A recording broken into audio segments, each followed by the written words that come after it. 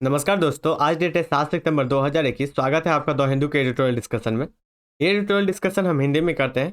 Session का PDF भी आपको हिंदी में मिल जाएगा। उसके लिए आप बुद्धा एस टेलीग्राम चैनल को ज्वाइन कर लीजिए। यदि आप हमारे चैनल पे नया है तो चैनल को सब्सक्राइब करें और अपने दोस्तों के साथ ज़रूर शेयर करें। आज हम 2 आर्टिकल डिस्कस करने वाले हैं। पहला जो आर्टिकल रहेगा वो रहेगा कानून बनाने के मुद्दे। कानून बनाने में जो प्रक्रिया में प्रॉब्लम आ रही है उससे संबंधित राइटर यहाँ पे इशू रेस करते हैं, उसको देखेंगे। उसके बाद है भारत की आरक्षण प्रणाली को हम आज डिटेल में डिस्कस करने वाले हैं। तो आज हम 2 आर्टिकल डिस्कस करेंगे। चलिए पहला आर्टिकल डिस्कस करते हैं। पहला आर्टिकल जो है कानून बनाने के मुद्दे, इसको जीएस पेपर 2 के पॉलिटी से आप लिंक कर सकते हैं। संदर्भ क्या है? संदर्भ यह है कि हाल ही में स्वतंत्रता दिवस के दिन भारत के जो मुख्य न्यायाधीश है एनवी रमन्ना, इन्होंने बताया है कि संसद का जो अभी के समय में खराब बहस की जो गुणवत्ता है वो खराब हो रही है। आपने देखा होगा कि किस तरह से अभी हाल ही में जो सेशन खत्म हुआ है, मानसून सत्र के दौरान हमने देखा है कि बहस तो हुआ नहीं।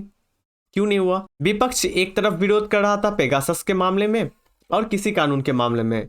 दूसरी तरफ सरकार चाह रही थी कि ज़्यादा से ज़्यादा कानून को हम पास करें, ज़्यादा से ज़्यादा कानून लाए। तो बाद में सरकार के द्वारा ये प्लान किया गया था कि बिना बहस के ही हम कानून पास कर ले, बिना बहस के ही कानून यहाँ पे पास किया गया। अब चर्चा उठती है कि यदि बहस नहीं होता है कानून पे तो क्या होगा? कानून के अंदर जो गुणवत्ता होती है, कानून में जो भी प्रॉब्लम होती है वो सामने नहीं आ पाती है और उसमें संशोधन नहीं हो पाता है। सरकार ना तो समिति के पास भेज रही है। हमने एनालिसिस भी किया था कि समिति के पास अभी 10 से 20% के आसपास है, जो कि पहले 80% के 70 से 80% बिल जो होता था वो किसको भेजा जाता था? समिति के पास जाता था। समिति क्या होती थी? समिति एक्सपर्ट होते थे, इनके मामले पे विचार करते थे, फिर इनमें सजेशन देते थे। सरकार उस सजेशन के हिसाब से अपने कानून में बदलाव करके और ये काम करते थे। लेकिन अब क्या हुआ? बहस जब नहीं होगी तो कहीं ना कहीं जनता की जो अपेक्षा होती है और जनता की जो मंशा होती है उनको कहीं ना कहीं इसे दरकिनार कर दिया जाता है। सरकार अपने कामों के लिए ये कर रहे हैं। तो ये चीज़ें हुआ था। इसमें क्या हुआ था? इसको क्या होता है? इसमें प्रॉब्लम क्या हुआ था? देखिए, संसद जो है, संसद विधायिका, ये विधायिका यहाँ पे चर्चा का जगह है। जहाँ पे बिल होता है, बिल पास किया जाता है, विधायिकाओं में चर्चा करके किया जाता है, बहस का जगह है। लेकिन जब यहाँ पे चर्चा ही नहीं होगा, विचार विमर्श ही नहीं होगा, बिना विचार विमर्श के कानून पास हो जाएगा, तो ये कहीं ना कहीं अपने काम करने में विफल हो जाती है आपके कामों में। देखिए, एक एक्सपर्ट के द्वारा, विशेषज्ञों के द्वारा ये कहना होता है कि इस मानसून सत्र के दौरान इतने कानून पास हुए।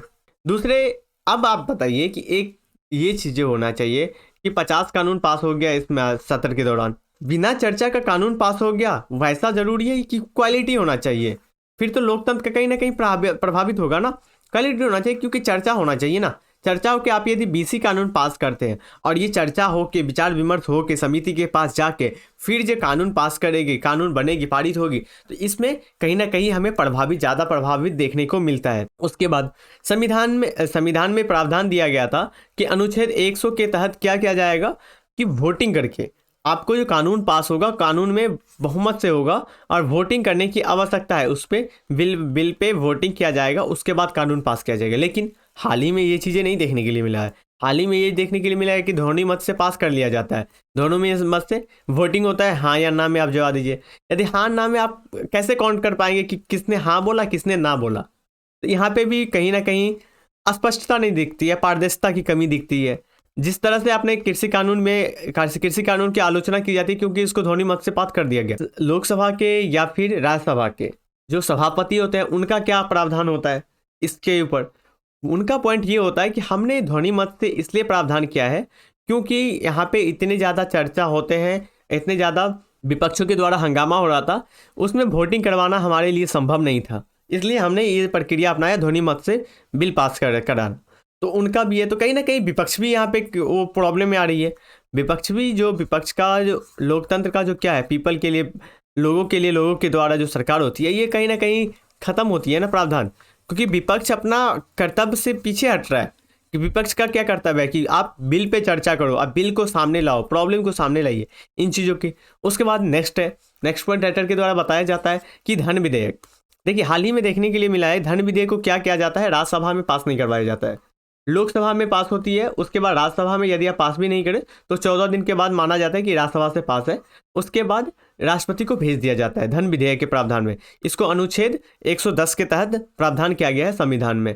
लेकिन क्वेश्चन अब ये उठता है कि ऐसे कानून को भी धन विधेयक के तहत पास करवाया गया है जो धन इसके तहत नहीं माना जाए। जैसे आपने देखा होगा आधार कानून था, इसको धन विधेयक के तौर पे पास करवाया गया था हाल में। तो ये सारी चीज़ें क्या है कि विधायिका का कहीं ना कहीं विधायिका के ऊपर प्रश्न चिन्ह खड़ा होता है।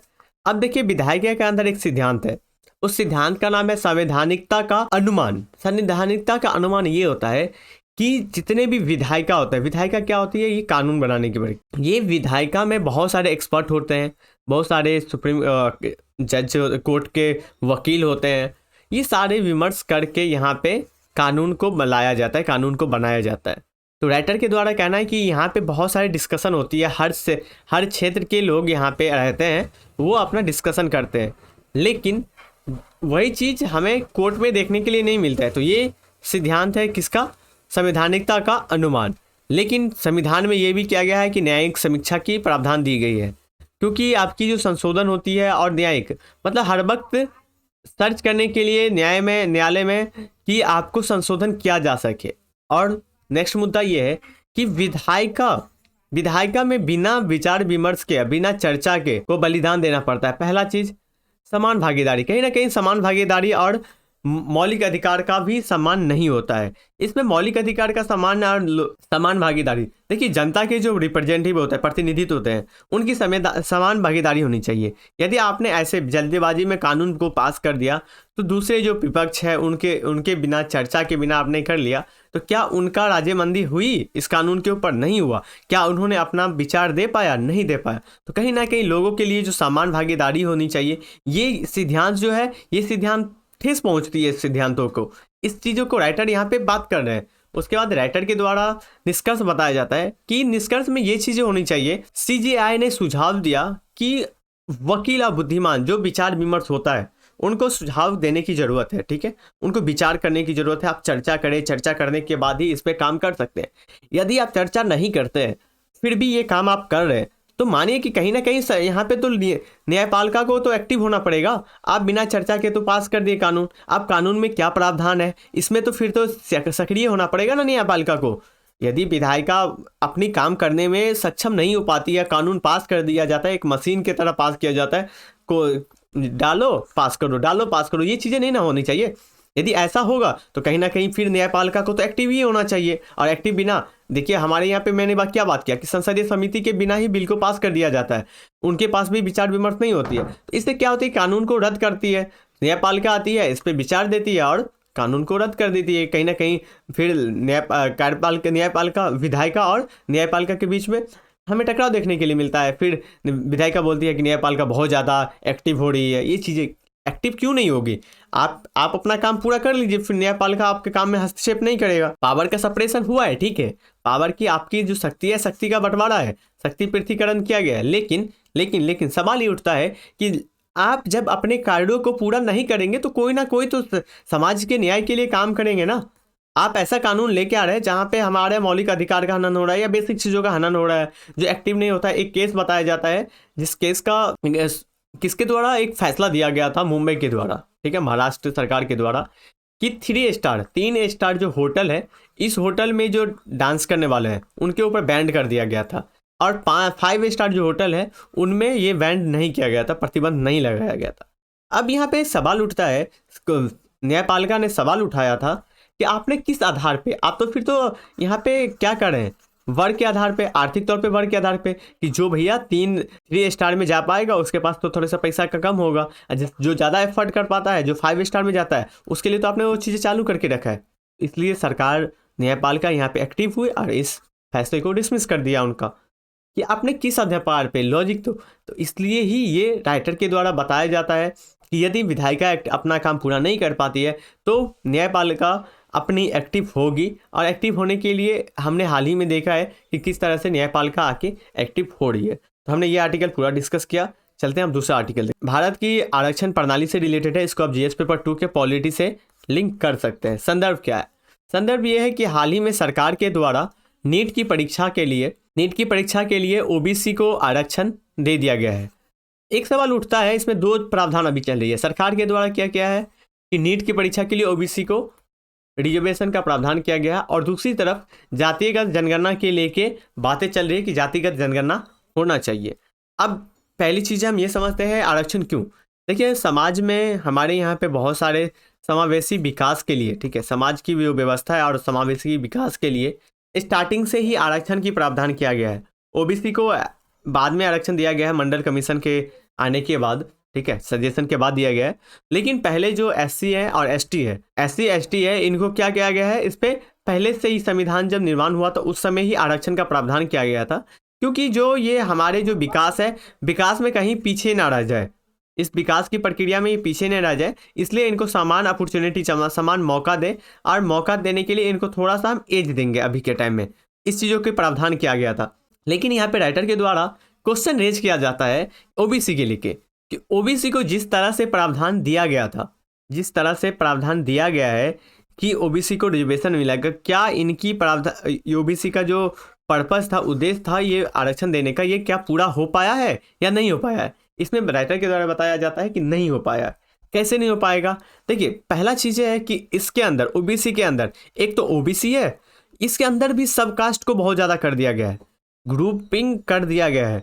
इसके अंदर बहुत सारे वर्ग है जो ग्रुप में इसका लाभ नहीं ले पा रहे हैं। कितने समुदाय है पता है ओबीसी के अंदर? 983 ओबीसी समुदाय है, जिसमें आप देखेंगे कि केंद्रीय जो या तो केंद्रीय जॉब के लेके हो या केंद्रीय विद्यालय में विश्वविद्यालय में प्रवेश के लेके हो, उसमें 97% उनको लाभ मिला है, सिर्फ 25% जाति को। 97% लाभ 25% जाति को ही मिला है, बाकी का 75% उनका तो ये लाभ ही नहीं है। 37 ओबीसी में जितने भी समुदाय है उसमें से 37% को अभी भी केंद्र सरकार के द्वारा जो नौकरी है उसका, और केंद्रीय विश्वविद्यालय के प्रवेश के परीक्षा में 0 प्रतिनिधित्व है, अभी भी 0 प्रतिनिधित्व है। ये किसके द्वारा है? जी रोहिणी आयोग के रिपोर्ट के अनुसार ये डाटा दिया गया है कि इतना इसमें गैप हमें देखने के लिए मिलता है। उसके बाद ये गैप को ख़त्म करने के लिए और गैप को कम करने के लिए हमारे पास डेटा का भी अभाव है, डाटा भी सही सटीक डाटा नहीं है, क्योंकि ये डाटा जो रहता है किसके पास आता है? केंद्र सरकार के पास आता है, राज्यों के पास और स्थानीय स्तर के पास तो इसका कोई लेखा ही जोखा नहीं है।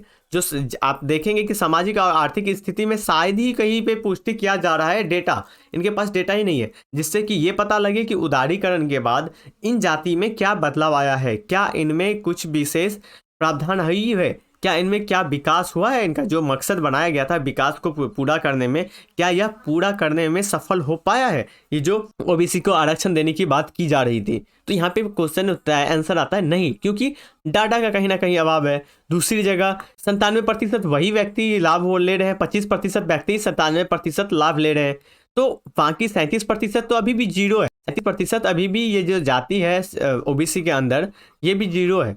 तो ये सारी चीज़ें राइटर के द्वारा बताया जा रहा है। उसके बाद राइटर के द्वारा बताया जा रहा है कि जो जितने भी प्रॉब्लम है और इनके बीच में चर्चा है, इसको समान अवसर की ज़रूरत है, जो कहाँ पे दिया जाता है? यूएसए में, अमेरिका में और यूके कंट्री में दिया जाता है। इसकी आवश्यकता है, क्योंकि ओबीसी के अंदर आप 37% तो इसका लाभ ही नहीं ले पा रहा है। कहीं ना कहीं सरकार के द्वारा या फिर राजनीतिक दलों के द्वारा ये किया जाता है कि ओबीसी को एकजुट करने की बात की जाती है, लेकिन ये ओबीसी एकजुट नहीं होते। क्यों?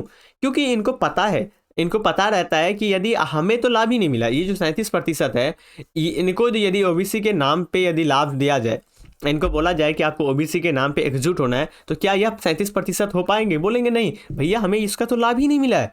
जब हमें लाभ नहीं मिला है तो मैं अपने आप को ओबीसी का फायदेमंद कैसे बताऊं कि सरकार मुझे फायदा पहुंचा रही है? आप तो सिर्फ 25% ही 97% लाभ उठा रहा है, तो आपके साथ एकजुट तो 25% ही होगा ना। बाकी का जो 75% या 37% उसका भी अभाव नहीं ले पाया। तो यहाँ पे कहाँ से समान अवसर की समानता आती है? अवसर की तो समानता ही हुआ ही नहीं, क्योंकि इसके अंदर ही बहुत सारे कास्ट है। उसके बाद है समुदाय के अंदर सामाजिक रूप से और आर्थिक रूप से जातीय जनगणना की बात की जाती है। जब आप जातीय जनगणना करेंगे जातीय रूप से, तो इसमें फिर से पता चल पाएगा कि किस जाति को कितना इसका लाभ मिल पाया। यहाँ पे राइटर जो है वो बात कर रहे हैं सपोर्ट में, किसका? जातिगत जनगणना के सपोर्ट में बात कर रहे हैं। इससे क्या होगा कि सामुदायिक तौर पे पता चल पाएगा कि जो ओबीसी के अंदर भी ये सब कास्ट है, ये सब कास्ट में किसको कितना लाभ मिला है, कौन किस स्थिति में पहुंचा है, जिससे कि सरकार के पास एक आंकड़ा हो और ये राज्य के पास भी रहेगा और स्थानीय स्तर पे भी इसका डाटा रहेगा। क्योंकि अभी कहीं ना कहीं केंद्र के पास रहता है और केंद्र इस डाटा को छुपा लेती है, इस डाटा को क्लियर करने में कहीं ना कहीं प्रॉब्लम आते हैं उनके बीचों में। उसके बाद है राइटर के द्वारा बताया जाता है कि गैर भेदभाव समानता को अवसर होना चाहिए, क्योंकि शैक्षिक नियुक्ति होती है या शैक्षिक संस्थानों में प्रवेश होता है, प्रदर्शन होता है, उनका लेखा जोखा नहीं होता है, उसको ऑडिट करने की जरूरत है कि किसको लाभ मिल रहा है और किसको लाभ नहीं दिया जा रहा है। ये भी हमें ऑडिट लेखा जोखा करने की ज़रूरत है। यदि हम इन चीज़ों को लेखा जोखा नहीं करेंगे तो लाभ उसी को मिलता रहेगा जो ये लाभ पहले से प्राप्त कर रहा है। तो फिर तो एक चीज़ बात हुई ना कि आप उसी को विकास कर रहे हैं जो पहले से विकसित है, पहले विकसित है, उसी को आप एज दे रहे हैं कि आप विकास करो। नहीं, ऐसा तो आरक्षण देने का तो ये मकसद नहीं था, उद्देश्य नहीं था। उद्देश्य तो था कि मैं जो लाइन में सबसे नीचे है, जो नीचे हाशिए पे रह चुके हैं, उनको मैं सपोर्ट करूं, जो कि ऊपर आने में उनको मदद हो सके। लेकिन ये चीज़ें नहीं हो पाते हैं, इसलिए राइटर के द्वारा ये सजेशन दिया जाता है कि सरकार को ये करने की ज़रूरत है जहाँ पे समान अवसर प्राप्त हो सके। उसके बाद आज के डिस्कशन में इतना ही था। हमने आज 2 आर्टिकल डिस्कस किया। आज के डिस्कशन में इतना ही। Thank you so much. उससे पहले आप बोधा IAS टेलीग्राम चैनल को भी ज्वाइन कर ले और बोधा IAS यूट्यूब चैनल को सब्सक्राइब करें और अपने दोस्तों के साथ ज़रूर शेयर करें। आज के लिए इतना ही। Thank you so much.